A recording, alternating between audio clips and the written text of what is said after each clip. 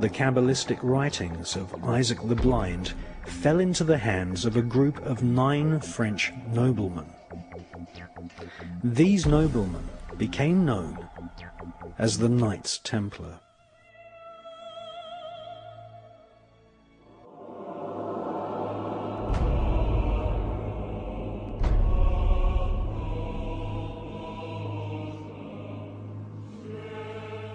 The word cabal, meaning a group who conspire together, comes from the word Kabbala.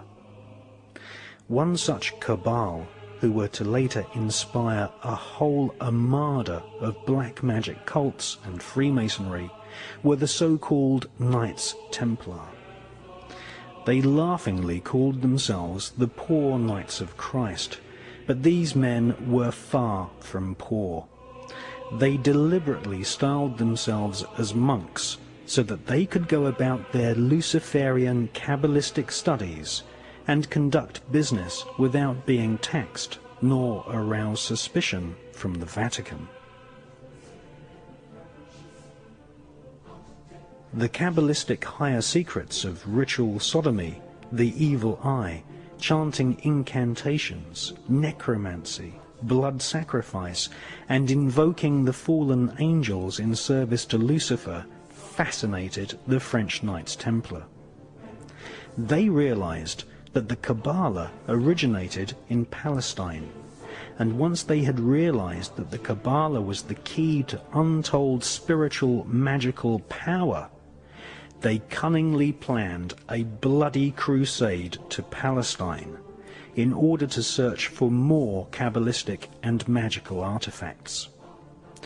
They eventually discovered and looted the Temple of Solomon.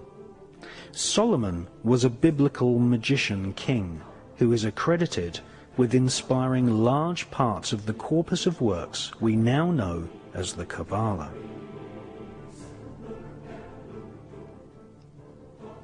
The Knights Templar arrived in Palestine with one main goal: to stop the Muslims from gaining any knowledge about the Kabbala.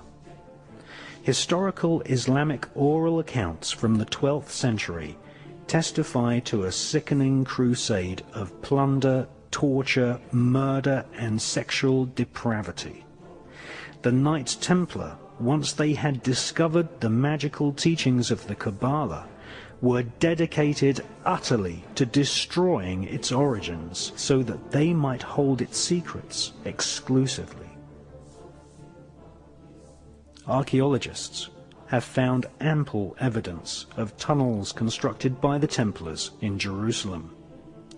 They are widely believed to have found and brought back to Europe the fabled Holy Grail. The so-called Holy Grail is actually a set of higher magical teachings. It is not an object, but a piece of information.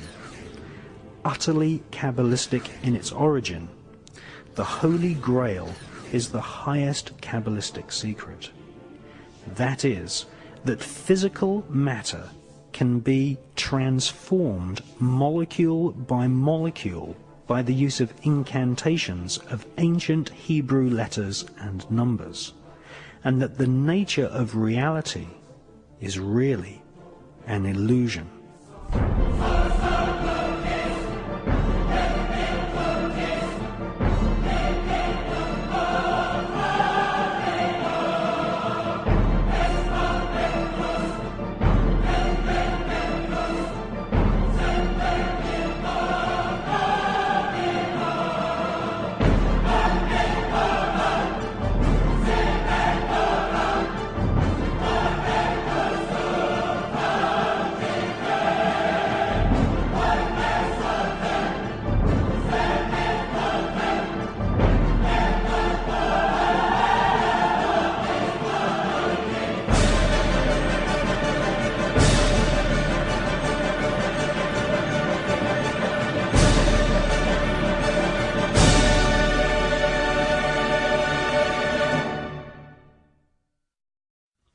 When I said publicly in 1991 that the Earth was a living entity that we could communicate with and could communicate with us, people just dubbed me crazy. And now we're seeing scientists who have studied this coming to the same conclusion. Yes. The bottom line is this: everything is conscious. What we call creation is like an ocean of infinite energy, which is manifesting itself in different forms. It's like we may perceive ourselves as droplets, if you like, individuals. But if you put a droplet in the ocean, where does the droplet end and the ocean start? The ocean is the droplet is the ocean, and it's the same with us. You may look as you do, I may look as I do, that wall may look as it does, but they're all expressions of the same energy field, manifesting in different ways. So, of course, the planet itself is a living, thinking, emotional entity. And we are interacting with that energy field. And one of the things the Illuminati have set out to do and are trying ever more to do in the period we're experiencing now is to bring the vibrational state of the Earth's field, the Earth's consciousness, to as low a point as they can. Because we, as human beings, are living in that energy field. And it's very simple. If you affect the sea, you affect that which lives in the sea. And so the more that they can lower the vibrational state of the planet, the more it becomes, if you like, treacle-like density. The more we living in that energy field are pulled into that state. When you have the wars and the environmental destruction and all these things that cause tremendous negative emotional energy, then you are lowering the vibrational state of the planet, you're lowering the vibrational state of the people, and you're basically holding them in a vibrational prison, which makes it much more difficult, not impossible, but much more difficult for them to hold connection out into the infinite beyond, where they can be in this world, but not of it in terms of their perspective of reality. If you disconnect people and hold them in this density, hold them in this illusory reality, they are in this world and they are also of it. And therefore, the only information that they have to get a fix on how they see life themselves and reality in general is through the eyes and the ears.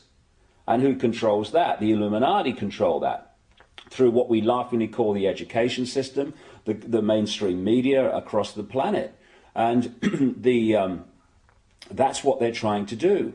They're trying to disconnect us from multidimensional infinity so that we don't see the world from that perspective, and therefore see through the illusion and see through the nonsense and see through the lies. And then once they've disconnected people, they then program this lower level of our consciousness with a reality that suits them. And this is why people who have had a different perspective on life, a different perspective on reality, who have held that connection to some extent out into the infinite, and have expressed that view, expressed that vision of reality and possibility here, they're the ones that are dubbed crazy, lunatics, and dangerous. Why? Not because they are, but because from the point of consciousness that they are perceiving this world, to people who are here, the vast majority, that is just crazy. I mean, if you said to people, is that table solid? They say, of course it is. Well, it isn't. It can't be. It's made of atoms, right? And atoms are not solid. Tell me how it does that. Our minds do that by turning vibrational fields into apparently physical objects. The denser the vibration, the slower the vibration, the more dense that we decode that into what appears to be a physical object. And so someone who's out there and can perceive that, sees the world in a completely different way, and because it's different to the norm and the mass norm, which is programmed into people from cradle to grave, they're just isolated and called crazy. When in fact, they're the people we need to listen to. Yeah, I remember.